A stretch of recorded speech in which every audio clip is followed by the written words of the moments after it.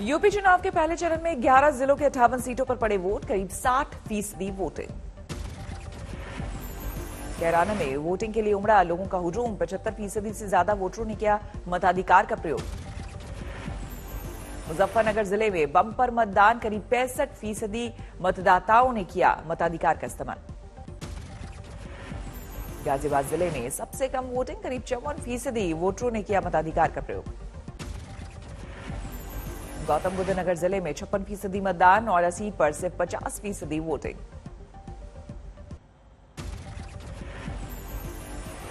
RLD के अध्यक्ष जयंत चौधरी नहीं डाल पाए वोट, बिजनौर में कर रहे थे दूसरे चरण का चुनाव प्रचार, वक्त पर नहीं पहुंचे मथुरा।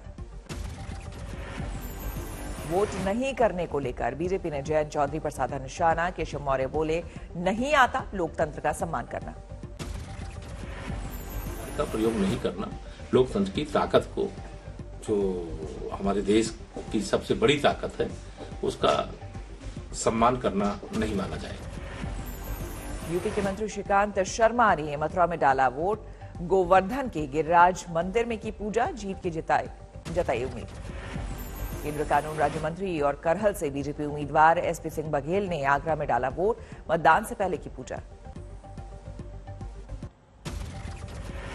दिल्ली सटे नोएडा में योगी के भेष में मतदान के लिए पहुंचा युवक, सोशल मीडिया पर वायरल हुआ वीडियो। मुजफ्फरनगर में मताधिकार के लिए पहुंची दुल्हन, 7 फेरे से पहले पूरे साज श्रृंगार में वोटिंग। बुलंदशहर में बुलेट से मतदान केंद्र पहुंचा दूल्हा, वोट देकर निकाली बारात। हापुड़ में वोटिंग को लेकर वोटरों में दिखा जबरदस्त उत्साह, एक शख्स ने स्ट्रेचर पर आकर किया मतदान। मेरठ में 110 साल की महिला ने डाला वोट, गोद में लेकर आया बेटा। उत्तर प्रदेश में दूसरे चरण के लिए तेज हुई सियासी लड़ाई, सहारनपुर में पीएम मोदी की रैली, विपक्ष पर लगाया परिवारवादी होने का आरोप। बड़ बोले वचन देना, कुछ भी वचन दे देना, हम ये करेंगे, हम वो करेंगे, उनका क्या जाता है, आना तो है नहीं, करना तो है नहीं, बोलते जाओ। सहारनपुर की चुनावी रैली में मौजूद रहे सीएम योगी, समाजवादी पार्टी पर साधा निशाना, कहा गुंडागर्दी करने वालों को सत्ता में आने का मौका नहीं मिलना चाहिए। डबल इंजन की सरकार उत्तर प्रदेश के अंदर फिर से आएगी, इस संकल्प के साथ उत्तर प्रदेश का मतदाता वोट देने के लिए उत्सुक है। सीतापुर और हरदोई में बीजेपी अध्यक्ष जेपी नड्डा ने किया चुनाव प्रचार, बोले आतंकियों को ना मिले पनाह, इसलिए कई शहरों में एंटी टेररिस्ट कमांडो सेंटर का प्लान। पार्टी गरीब, दलित, पिछड़ा, वंचित, शोषित और हमारी महिला शक्ति। बिजनौर में अखिलेश और जयंत चौधरी ने किया रोड शो, दूसरे फेज के लिए समाजवादी गठबंधन ने झोंकी दिक्कत। बिजनौर में अखिलेश यादव ने बीजेपी पर जमकर किया वार, विजय रथ पर सवार होकर बताई समाजवादी परिवारवाद की परिभाषा। और परिवार वाले जनता का दुख दर्द समझते हैं और परिवार के लोगों का दुख दर्द समझते हैं। परिवार वाले लोग कभी अपना झोला उठा के कभी परिवार को छोड़ करके नहीं जाएंगे। रामपुर में चुनाव प्रचार के दौरान प्रियंका गांधी का दिखा अलग अंदाज, पंचर बनाने वाले मैकेनिक से की मुलाकात। उत्तराखंड में फुल स्पीड में है चुनाव प्रचार, 14 फरवरी को होगी वोटिंग। श्रीनगर में पीएम मोदी की चुनावी रैली। हरिद्वार के मैंगलोर में राहुल गांधी ने झोंकी ताकत, बोले रोजगार और महंगाई के मुद्दे को लेकर बीजेपी पर जमकर किया वार।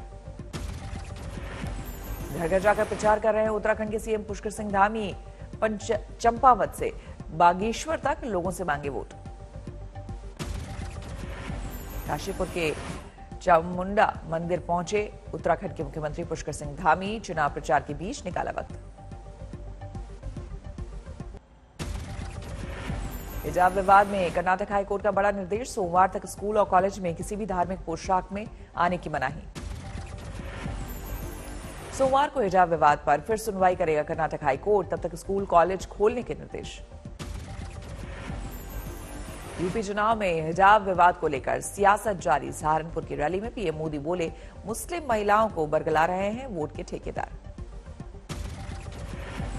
जो कुछ वोटों के ठेकेदार होते हैं, मुस्लिम बहन बेटियों का उनको हक रोकने के लिए, उनके विकास की आकांक्षाओं को रोकने के लिए नए नए तरीके खोजे जा रहे हैं।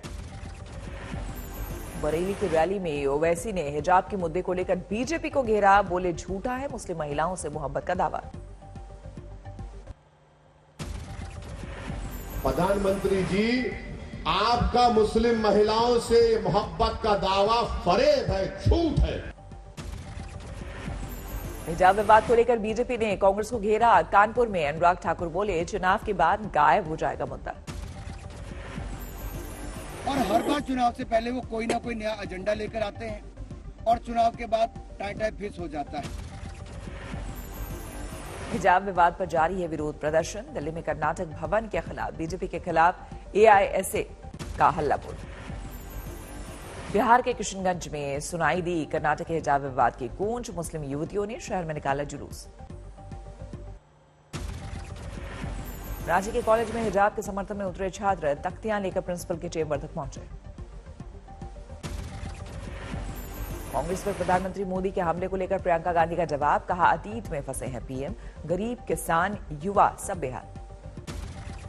प्रधानमंत्री जी अतीत में क्यों फंसे हुए हैं? 70 साल की बात करते हैं ना, 7 सालों से तो वो हैं प्रधानमंत्री, तो इन 7 सालों की बात क्यों नहीं करते?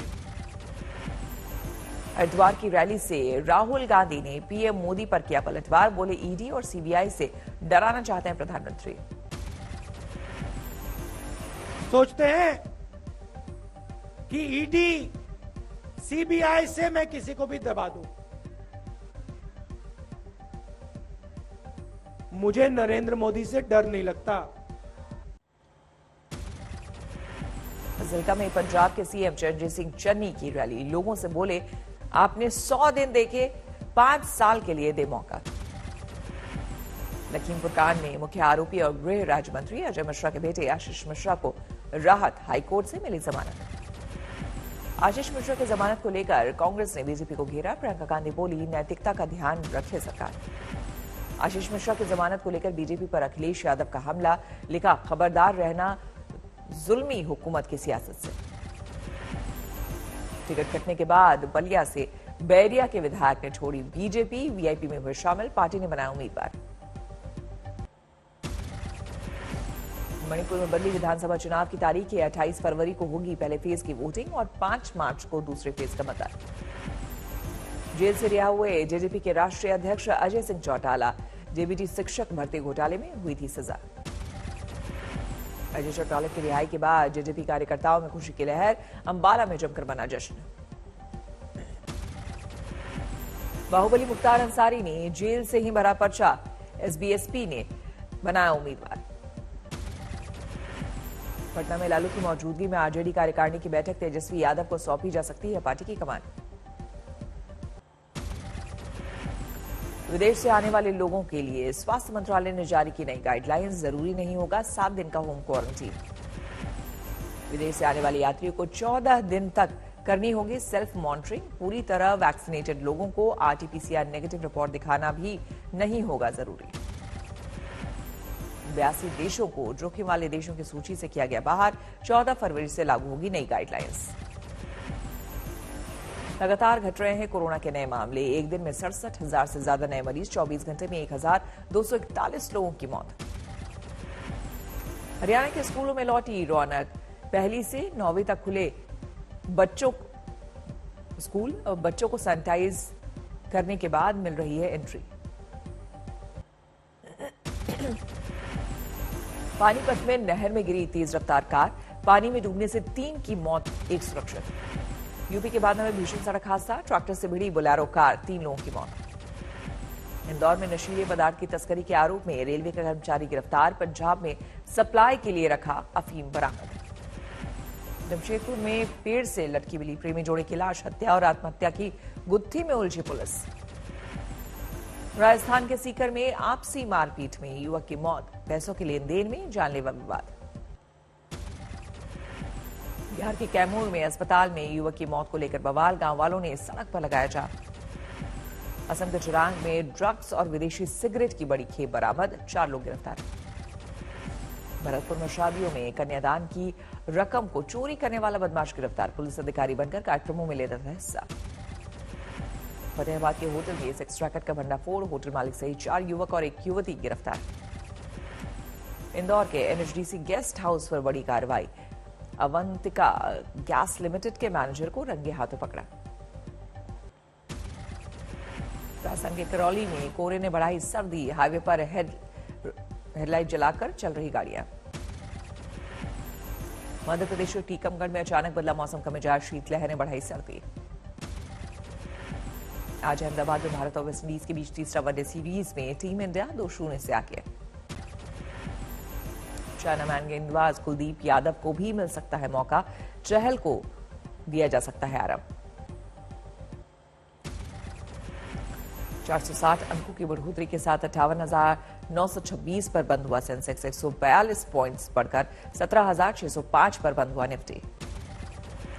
रिजर्व बैंक ने लगातार 10वीं बार नीतिगत दरों में नहीं किया बदलाव, रेपो रेट 4% पर बरकरार, रिवर्स रेपो रेट भी नहीं बदला। आरबीआई ने चालू कारोबारी साल में खुदरा महंगाई अनुमान 5.3% रखा, अगले साल 4.5% रहने की उम्मीद। टाटा अल्ट्रोज के 2 नए वेरिएंट की लॉन्चिंग, 7,96,000 से शुरुआत कीमत।